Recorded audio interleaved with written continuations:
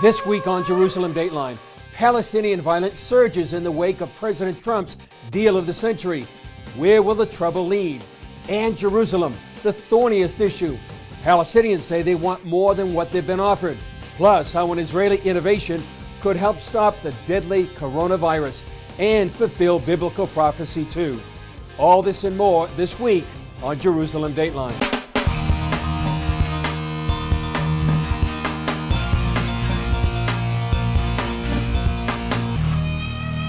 Hello and welcome to this edition of Jerusalem Dateline. I'm Chris Mitchell. Israel's defense forces and Israeli police are on high alert after dozens of Israeli soldiers have been injured while 3 Palestinians have died in recent clashes. The fighting began days after the release of President Trump's deal of the century. From Gaza to Judea and Samaria to Jerusalem, Palestinians have rioted and demonstrated against the White House's peace proposal to finally bridge the gap between Palestinians and Israelis. One of the latest terror attacks took place here outside Jerusalem's old train station on Thursday. A terrorist drove his car into a group of Israeli soldiers and wounded 12, one seriously. Another attack came next to Jerusalem's Temple Mount, where an Israeli Arab opened fire on police Thursday. Moments later, he was killed. Hamas and Islamic Jihad, both of which are backed by Iran, support these terror attacks. The Islamic resistance movement, Hamas, blesses the struggle and these heroic operations against the Zionist occupation, its rejection of the so-called deal of the century, and blocking it from passing. For its part, the Palestinian Authority instructed its security services not to pursue Palestinian terrorists. And even before the release of President Trump's plan, warned Palestinians not to support it. Whoever accepts it, he will pay a heavy price for it. Yes, he will pay the price for accepting it. He will pay the price of treason. Accepting this deal is the way to treason. Israeli Prime Minister Benjamin Netanyahu put the blame on PA President Mahmoud Abbas, also known as Abu Mazen. And I want to say something to Abu Mazen. This is not going to help you. Not the stabbings, not the car rammings, not the shootings, and not the incitement. We will do whatever is necessary to defend our security, to determine our borders, and to secure our future. We will do it with you or without you. Itamar Marcus, who monitors Palestinian media, says the PA is fueling the resistance. The Palestinian Authority wants violence. It wants terror. It wants the world to know that its people are angry about the Trump plan. Whether its people are angry or not, we don't know. We know the leadership is angry. It could be that the people would like peace, but the leadership is interested in a terror wave. Israel's national police spokesman told CBN News the police don't know yet if these terror attacks will lead to still another wave of terror or simply die down. Israelis and some Palestinians hope and pray this won't become a new campaign of terror in the streets of Jerusalem and throughout the land. Jerusalem has always been the most contentious issue in Israeli-Palestinian negotiations, and it's no different now with President Trump's deal of the century. CBN Middle East correspondent Julie Stahl has that story. Palestinian Authority President Mahmoud Abbas rejected Jerusalem as the undivided capital of Israel. Shortly after it was unveiled, saying a Palestinian state without Jerusalem, I immediately rejected the solution. I will not have it recorded in my history and the history of the country that I sold Jerusalem. U.S. Ambassador to Israel David Friedman explained the Jerusalem part of the deal. Jerusalem is an undivided city within a security barrier, and under the Trump plan, that undivided city within the security barrier will be 100% under Israeli sovereignty, with the Temple Mount retaining the status quo. The Temple Mount is under Israeli security control and Jordanian religious authority. Beyond the security barrier, you still have municipal Jerusalem. And in that area, there is territory earmarked for a Palestinian capital. Abu Dis is part of that area, but Abu Dis Mayor Ahmad Abu Hilal told CBN News that's a non-starter. We refuse that thing. For me, I'm as the mayor of Abu Dis, I refuse to be the capital of Palestine. I'm a part of Jerusalem. In 1996, the Palestinian Authority broke ground to build a parliament building in Abu Dis. It was going to be their Jerusalem seat of government, but the building was never completed. They built the parliament because use Abu Dis is the part of Jerusalem. They have no walls here. Now they put in the walls. Israel built the security barrier in Jerusalem more than 15 years ago at the height of the Second Palestinian Intifada to prevent terrorists from entering the city. From a rooftop in Abu Dis overlooking the security barrier and Jerusalem beyond, it's easy to see how the two sides were once one. We used to work here, we go into Jerusalem. Before the wall, every night we be in Jerusalem watching the cinema. This is El Azariah, a mostly Muslim town under the Palestinian Authority, just over a mile from Jerusalem. It's also known as Bethany in the Bible, the place where Jesus raised Lazarus from the dead. Al Azariah Mayor Issam Faroun said the Trump plan misses the point about Jerusalem. The importance of this area, Lazariah, Abu Dis, and other villages here, have its importance because we are surrounding Jerusalem. Without our Jerusalem, we are nothing here. I'm telling you, I hope so. The peace is coming back. That's what we need. Everybody needs the peace. The peace is good for everybody. But with the Palestinian rejection of the plan, it's not likely a peace deal will be signed anytime soon. Julie Stahl, CBN News, Abu Dis and Al Azariah. Coming up, more on the deal of the century and how Christians should respond.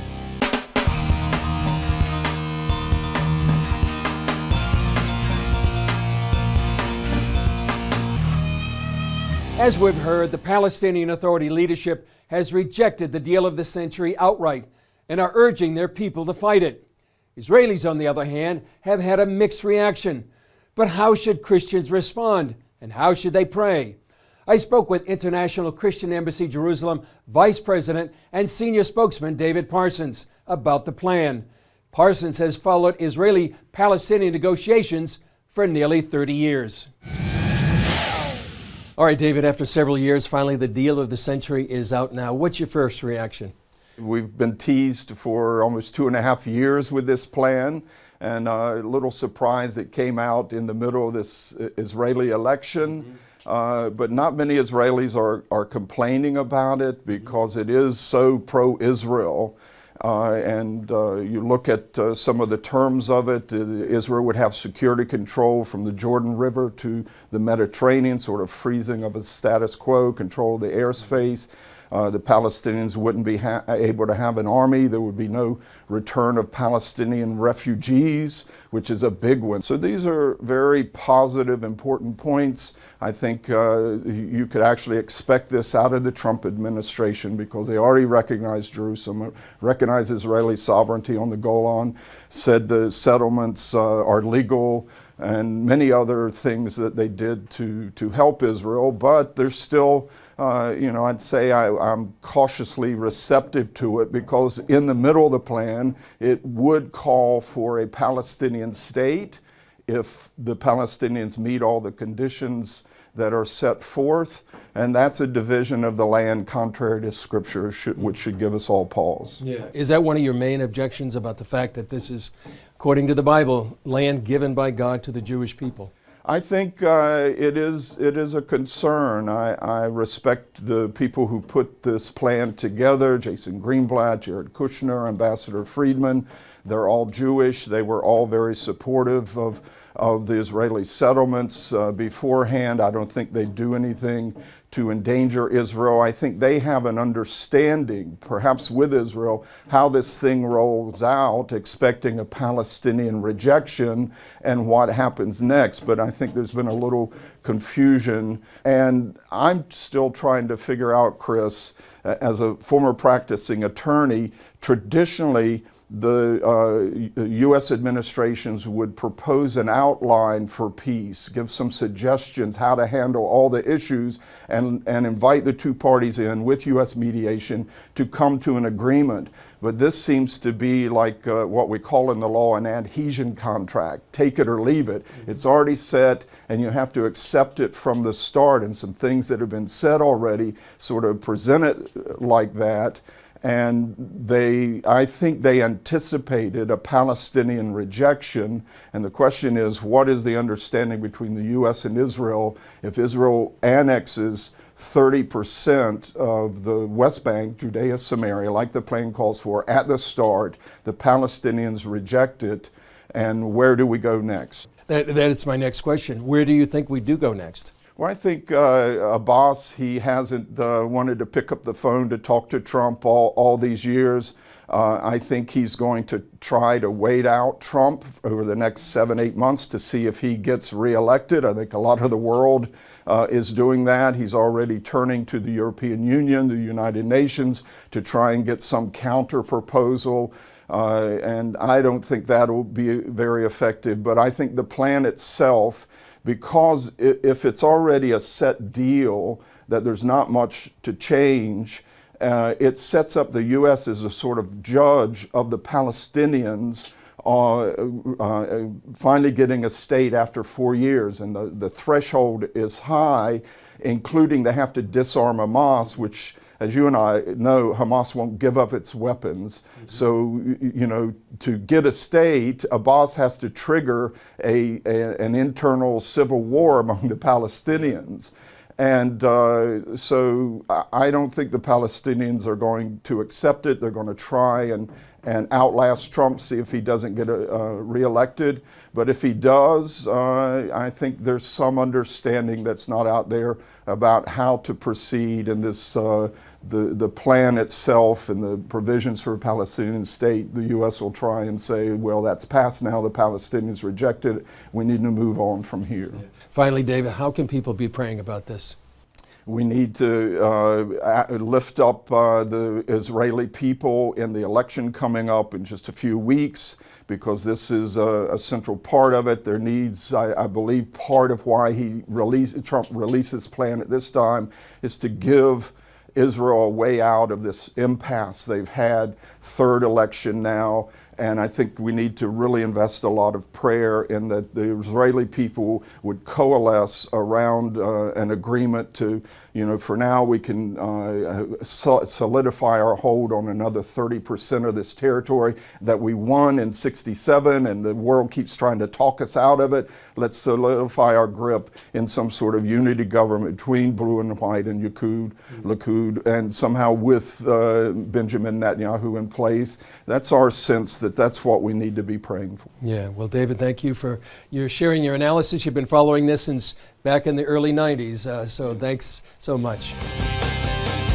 Up next, why a united Jerusalem is so important to Israel.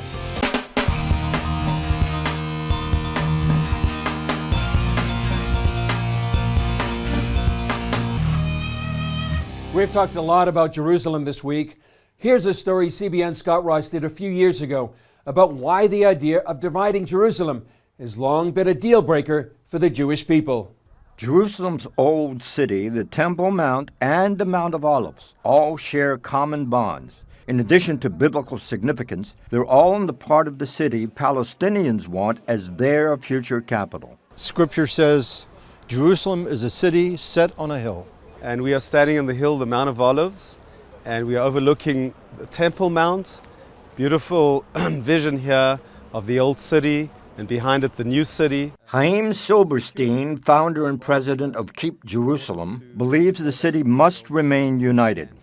We spent a day looking at Jerusalem from different angles to understand its complexity. This is a city that's ensconced in geopolitics, in divisiveness, both within the Jewish people and certainly the Arab nations against the Jewish people. Jerusalem has been conquered more than any other city in history, yet it's been the only capital the Jewish people have ever known. Still, the world refuses to recognize it as Israel's capital, even though it's mentioned more than 640 times in the Old Testament and not once by name in the Quran.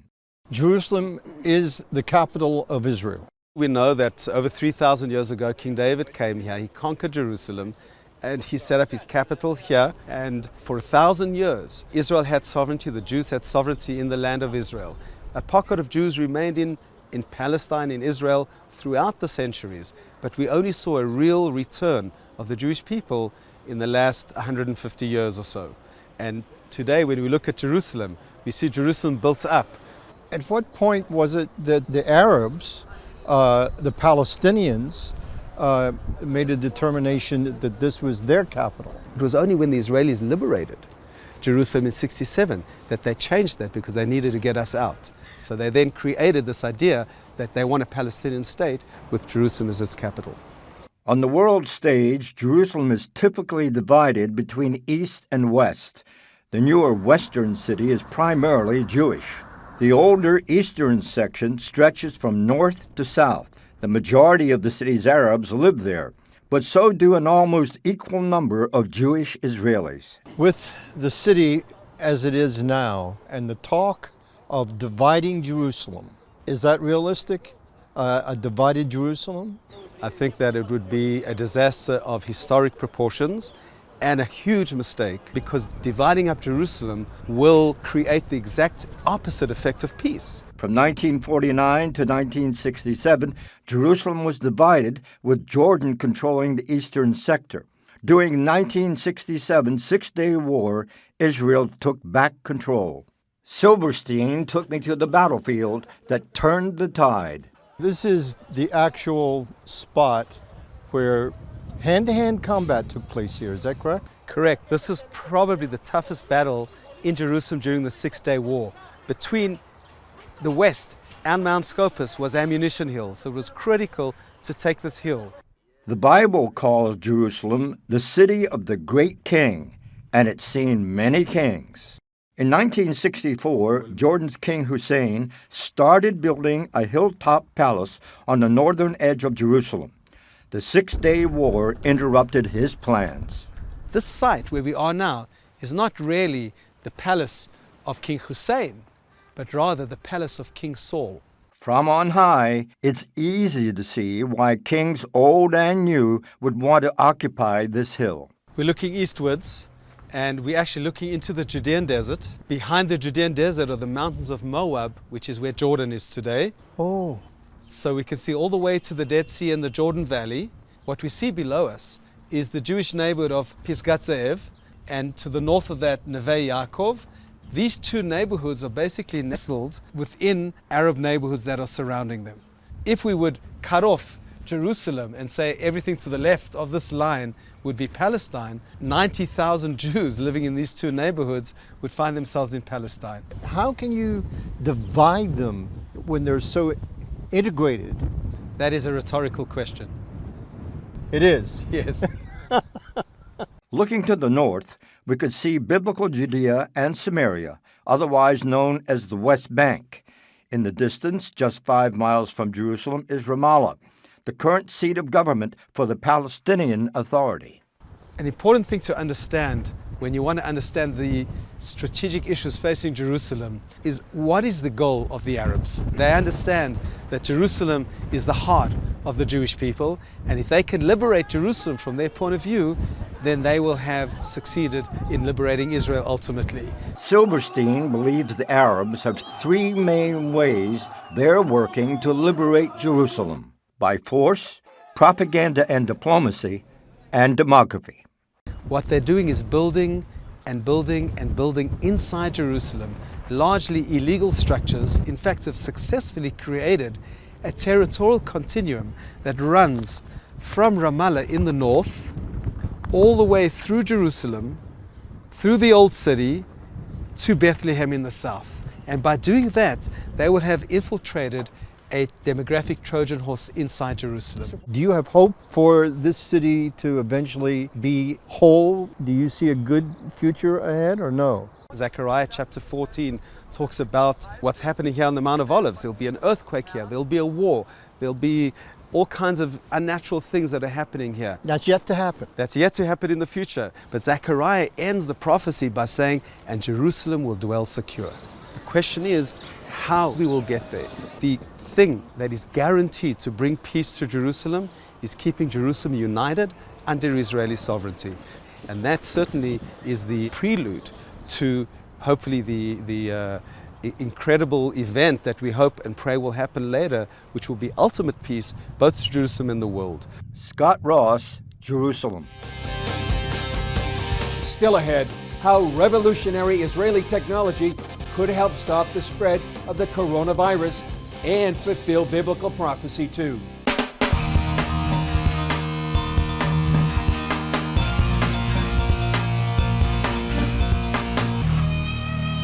The coronavirus is spreading throughout the world, claiming more lives every day.